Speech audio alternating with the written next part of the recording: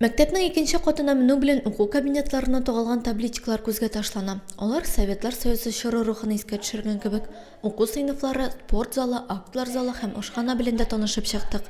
Дәресләрдә мультимедиалы проектор һәм экран, интерактив такталарда актив кулланыла.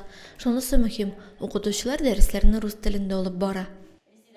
18 бала белем һәм тәрбия ала. Шулай ук безнең мәктәпкә кары иске авыл мәктәбе, анда 10 укучыбыз бар. Biz аларны шулай андагы укыту тәрбия эшен тикшереп барабыз. Татар Шураны мәктәбендә Хәтер сакчысы исемле музейда эшләп килә. Музейны авыл халкы, укучылар әле бүген дә яңа экспонатлар белән туплый. Иң борынгы экспонатларыбызның берсе ул шушы көзге. Аның барлыкка килүе 1890 елларга кагыла. Аны безгә әйтеп киттеләр, шушы җирлегебезгә делегация килгәч, алар сразу күреп әйттеләр аның ничә ел икән.